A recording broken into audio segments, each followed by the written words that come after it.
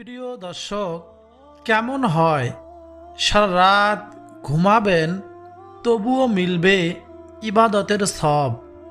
ঘুমানোর আগে আমলটি যদি করতে পারেন, সারা রাত নামাজ ও জিকির করার সব আল্লাহ সুবহানাহু ওয়া তাআলা আপনাদের আমল নামার মধ্যে দিয়ে দিবেন। মহান আল্লাহ রাব্বুল আলামিন আপনি সারা রাত তাহাজ্জুদ নামাজ পড়ার সব আপনার আমল নামার মধ্যে যোগ করে দিবেন। বলুন না সুবহানাল্লাহ। শুধু তাই নয়, সারা জীবনে আপনি যত গুনাহ করেছেন সমস্ত গুনাহ খাতা আল্লাহ সুবহানাহু ওয়া তাআলা মাফ করে দিবেন।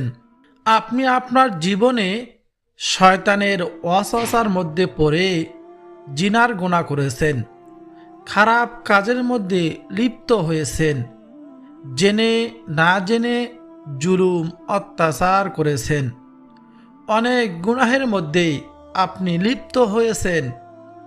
আপনি যদি প্রত্যেক দিন রাতের বেলায় ঘুমানোর আগে আপনি যদি এই আমলটি করতে পারেন, এই দোয়া পড়তে পারেন, আল্লাহ রাব্বুল আলামিন তিনি আপনার জিন্দিগির সমস্ত গুনাহগুলো মাফ করে দিবেন। জেনে না জেনে, বুঝে না বুঝে যত রকমের গুনাহ করেছেন, যত কবিরা সগীরা, ইচ্ছাকৃত অনিচ্ছাকৃত, জানা অজানা, এরকম রাতের অন্ধকারে দিনের আলোতে যত গুনাহ করেছেন সমস্ত গুনাহ খাতা আল্লাহ সুবহানাহু ওয়া তাআলা মাফ করে দিবেন। তাই শুধু নয়, আল্লাহ সুবহানাহু ওয়া তাআলা তিনি আপনার উপর সন্তুষ্ট হয়ে যাবেন। বলুন না সুবহানাল্লাহ। নবীজি সাল্লাল্লাহু আলাইহি ওয়াসাল্লাম বলেন, যে ব্যক্তির উপর আল্লাহ তাআলা সন্তুষ্ট হয়ে যাবেন, ওই ব্যক্তি মৃত্যুবরণ করার পরে আল্লাহ তাআলা ওই ব্যক্তিকে জান্নাত দিয়ে দিবেন। সুবহানাল্লাহ। প্রিয় দর্শক, কোনোভাবেই আপনি এই আমলটি মিস করবেন না। প্রিয় দর্শক, আমরা প্রত্যেকেই রাতে ঘুমানোর আগে অবশ্যই আমরা এই আমলটি করে, এই দোয়াটি পাঠ করে তারপর ঘুমাবো এবং আল্লাহ তাআলার কাছে নিজের সমস্ত গুনার কথা স্মরণ করে যত রকমের অন্যায় অবিচার করেছি, যত অপরাধ করেছি, ভুল করেছি, তা থেকে ফিরে আসার সিদ্ধান্ত নিয়ে আল্লাহ তাআলার কাছে তওবা করব। প্রিয় দর্শক, যুগে যুগে অনেক বড় বড় পাপী গুনাহগার তওবা করে ক্ষমা পেয়েছেন। আমরা তো শেষ নবীর উম্মত, আখিরি নবীর উম্মত, নবীজি সাল্লাল্লাহু আলাইহি ওয়াসাল্লামের মহব্বতের উম্মত আমরা। আমাদেরকে আল্লাহ তাআলা ক্ষমা করবেন যতই পাপ করি না কেন। তওবা শব্দটির সাথে কম বেশি আমরা কিন্তু সবাই পরিচিত। পবিত্র কোরআনুল কারিমে আল্লাহ তাআলা তওবা সম্পর্কে নিজেই বলেছেন।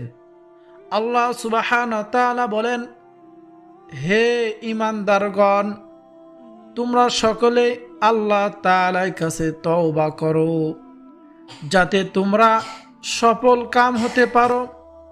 অন্যদিকে রাসূলুল্লাহ সাল্লাল্লাহু আলাইহি ওয়াসাল্লাম বলেছেন, কোন ব্যক্তির উট জনমানবহীন প্রান্তে মরুভূমির মধ্যে যদি হারিয়ে যায় আর আবার তা ফিরে পায়, যেমন সেই ব্যক্তি আনন্দিত হয়, তেমনি কেউ যদি তওবা করে আল্লাহ সুবহানাহু ওয়া তাআলা রাস্তায় ফিরে আসে, আল্লাহ তাআলা ওই ব্যক্তির চেয়েও বেশি আনন্দিত হন, খুশি হন।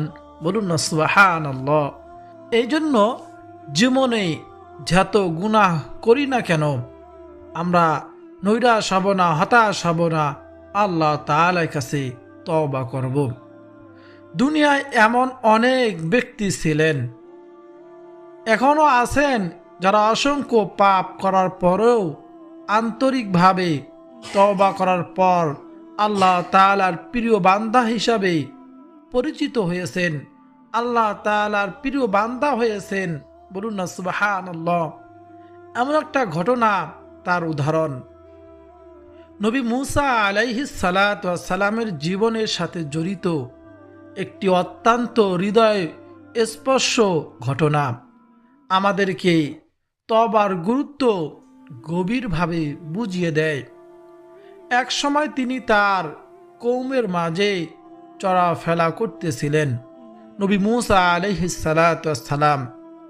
তখন তিনি জানতে পারলেন যে তাদের সমাজে একজন লোক ছিল, সে দীর্ঘদিন ধরে নানা ধরনের গুনাহে লিপ্ত ছিল। মানুষ তাকে খুব খারাপ চোখে দেখত, তার কাছ থেকে মানুষ দূরে থাকত এবং তাকে সমাজে একেবারে নিচু স্তরের মানুষ হিসাবে গণ্য করত। তার জীবনে যেন পাপই ছিল একমাত্র পরিচয়। সময়ের পরিক্রমায় সে লোকটি মৃত্যুবরণ করল, কিন্তু মৃত্যুর পরেও সে মানুষের ঘৃণা থেকে মুক্তি পেল না। ওই গুনাহগার পাপীর জানাজা পড়তে কেউ রাজি হলো না, বরং লোকজন বলা বলি করতে লাগলো যে এত বড় পাপী ব্যক্তি, তার জানাজার পড়া কোনো দরকার নেই। তারা তাকে শহরের বাহিরে ফেলে দিয়ে আসলো। সে যেন সম্মানের সাথে দাফনও পাওয়ার যোগ্য নয়। পুরো ঘটনাটি ছিল অত্যন্ত কষ্টদায়ক ও মানবিক দিক থেকে বেদনাদায়ক। এই অবস্থায় আল্লাহ সুবহানাহু ওয়া তাআলা নবী মুসা আলাইহিস সালাতু ওয়াস সালামের কাছে ওহী পাঠালেন। আল্লাহ সুবহানাহু ওয়া তাআলা বললেন, হে নবী মুসা, আমার এক প্রিয় বান্দা ইন্তেকাল করেছে, তুমি যাও তার জানাজা পড়ো এবং তাকে যথাযথভাবে দাফন করো। এই নির্দেশনা শুনে নবী মুসা আলাইহিস সালাতু ওয়াস সালাম আশ্চর্য হয়ে গেলেন। তিনি বিনয়ের সাথে আল্লাহ সুবহানাহু ওয়া তাআলার কাছে জানতে চাইলেন, হে আল্লাহ, মানুষ তো বলতেছে সে একজন ভয়ঙ্কর পাপী গুনাহগার বান্দা ছিল। তখন আল্লাহ তাআলা তাকে সেই গোপন সত্যটি জানালেন, যা মানুষের অজানা ছিল। আল্লাহ তাআলা বললেন, হে নবী মুসা, হ্যাঁ, সে তার জীবনে অনেক গুনাহ করেছে, অনেক পাপ করেছে, কিন্তু মৃত্যুর আগে সে সম্পূর্ণ আন্তরিকতার সাথে আমার কাছে তওবা করেছে। বলুন না সুবহানাল্লাহ। তওবার যে কি দাম! প্রিয় দর্শক, নবী মুসা আলাইহিস সালাতু ওয়াস সালামকে আল্লাহ তাআলা বললেন, সে নির্জনে বসে কাঁদতে কাঁদতে বলেছিল, হে আমার প্রতিপালক, আমি আমার জীবনে অসংখ্য ভুল করেছি, গুনাহ করেছি, অপরাধ করেছি। হে আল্লাহ, আমি জানি তুমি ছাড়া আমাকে ক্ষমা করার কেউ নেই। যদি তুমি আমাকে ক্ষমা না করো তবে আমি সম্পূর্ণরূপে ধ্বংস হয়ে যাব।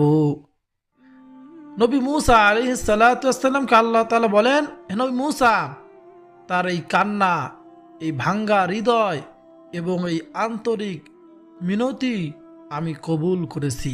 বলুন না সুবহানাল্লাহ।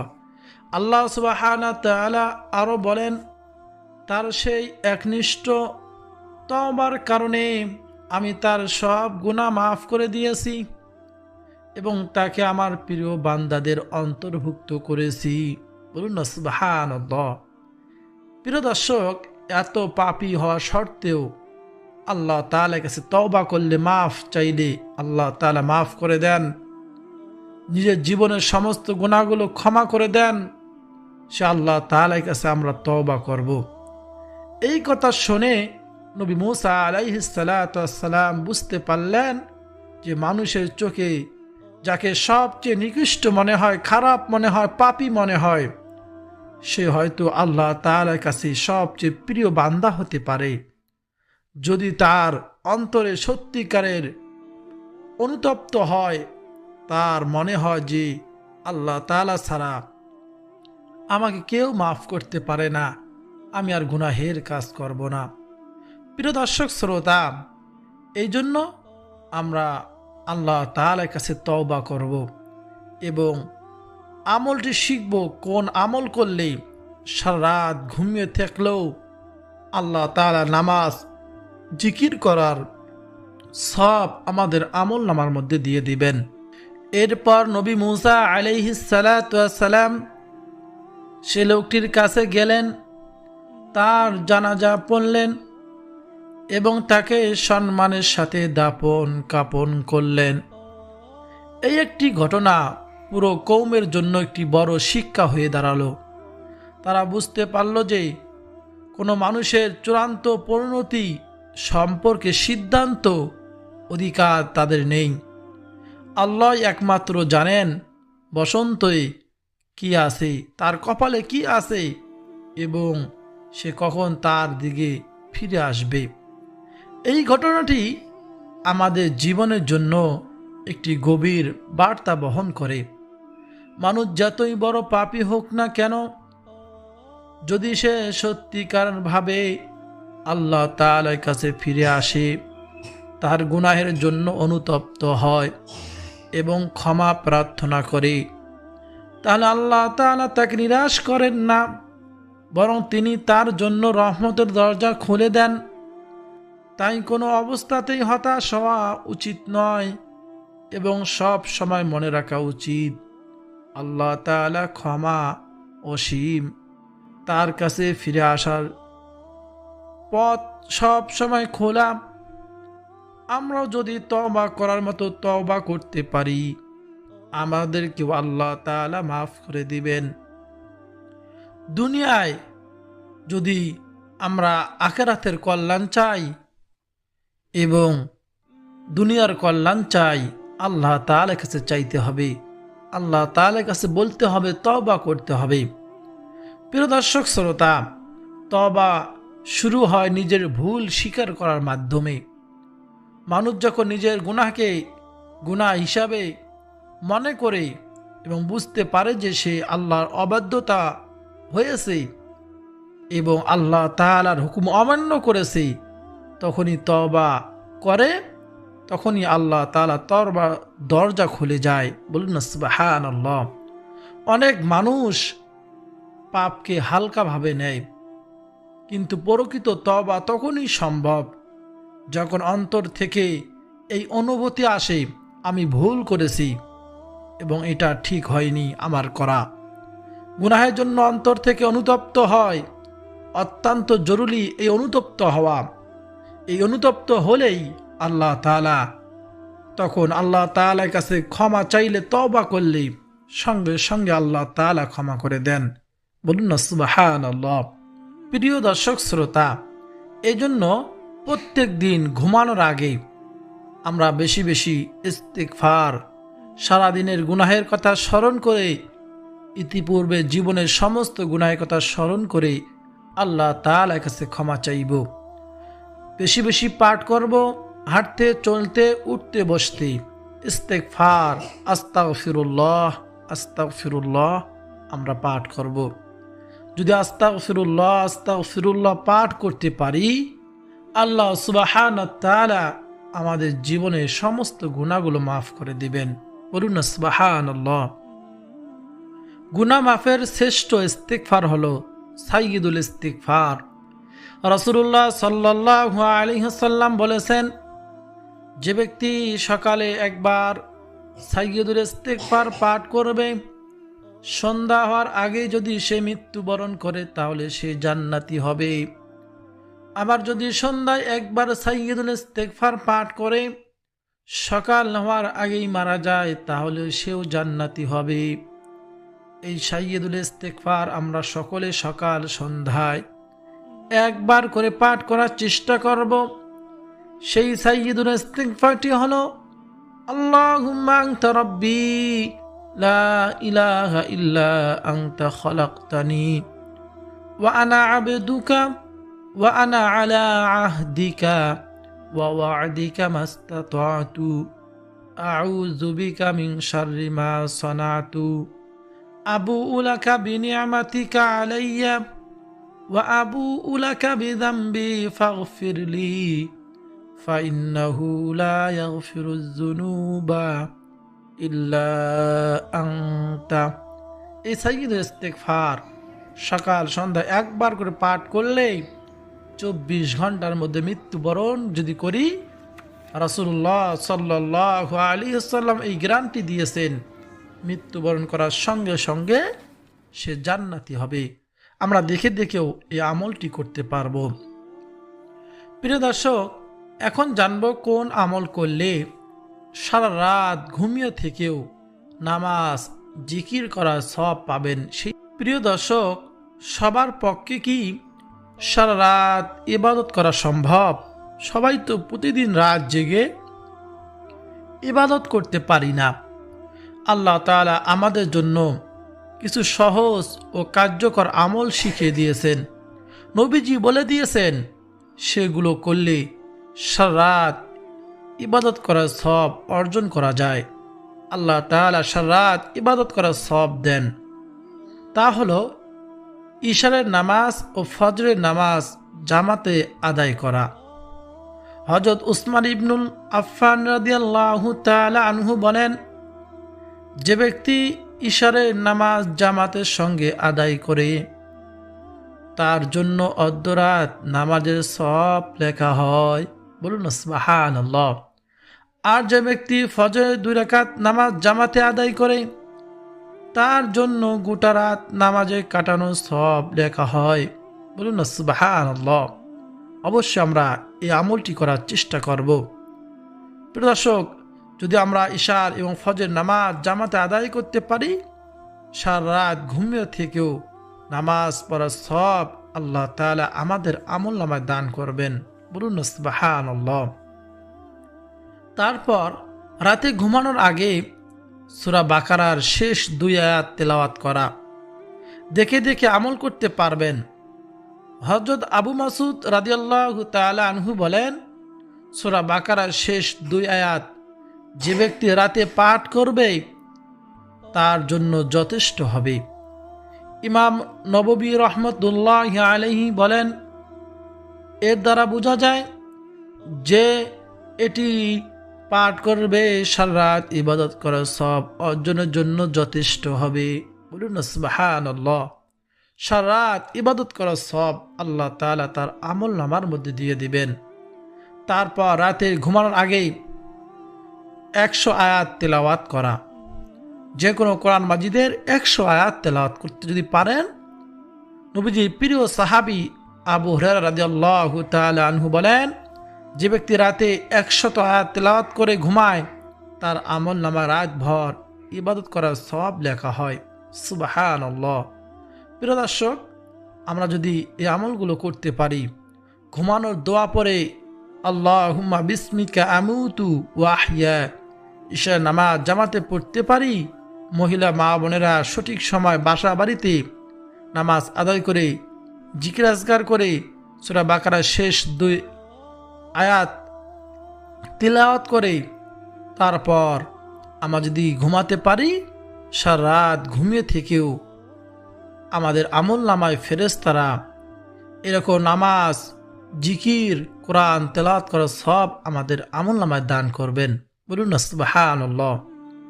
প্রিয় দর্শক, হযরত আয়েশা রাদিয়াল্লাহু তাআলা আনহা আরো বলেন, মুমিন ব্যক্তি তার উত্তম চরিত্র দ্বারা রোজাদার ও রাতভর নামাজ আদায়কারীর মর্যাদা অর্জন করে।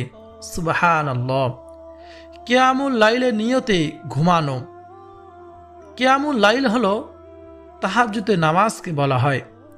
হযরত আবু দারদা রাদিয়াল্লাহু তাআলা আনহু বলেন, যে ব্যক্তি তাহাজ্জুদের নিয়তে রাতে ঘুমিয়ে যায় কিন্তু ঘুমের কারণে উঠতে না পারে, তার জন্য নিয়ত অনুযায়ী সওয়াব লেখা হয়। বলুন না সুবহানাল্লাহ। আপনি রাতে ঘুমানোর আগে নিয়ত করলেন, আমি রাতে জাগ্রত পেলে তাহাজ্জুদের নামাজ আদায় করব, কিন্তু ঘুমের কারণে যদি জাগতে না পারেন, উঠতে না পারেন, তাহলে আল্লাহ সুবহানাহু ওয়া তাআলা আপনার আমলনামায় তাহাজ্জুদ নামাজ পড়ার সওয়াব দান করবেন। বলুন না সুবহানাল্লাহ। প্রিয় দর্শক, আমরা যদি কয়েকটি কাজ করতে পারি, কয়েকটি দোয়া পড়তে পারি, তাহলে সারা রাত আমরা ঘুমিয়ে থাকব, কিন্তু ফেরেশতারা আমাদের আমল নামায় নেকি লিখতেই থাকবে। বলুন না সুবহানাল্লাহ। এক নম্বরে হলো আমরা ইশারের নামাজ, ফজরের নামাজ সঠিক সময় জামাতে আদায় করব। 2 নম্বরে সূরা বাকারার শেষ 2 আয়াত তেলাওয়াত করব। যদি পারি তাহলে 100 আয়াত তেলাওয়াত করার চেষ্টা করব। তারপর ইস্তেগফার, দুরূদ শরীফ পাঠ করতে করতে ঘুমানোর দোয়া পড়ে যে ঘুমাতে পারি, সারা রাত ইবাদত করার সব আল্লাহ তাআলা আমাদের আমল নামার মধ্যে দিয়ে দিবেন। আর একটি আমল হলো সকাল সন্ধ্যায় সাইয়্যিদুল ইস্তেগফার নিয়মিত আমল করব এবং হাঁটতে চলতে উঠতে বসতে সব সময় আল্লাহ তাআলার কাছে গুনাহ থেকে ক্ষমা চাইব। আস্তাগফিরুল্লাহ, আস্তাগফিরুল্লাহ, আস্তাগফিরুল্লাহ।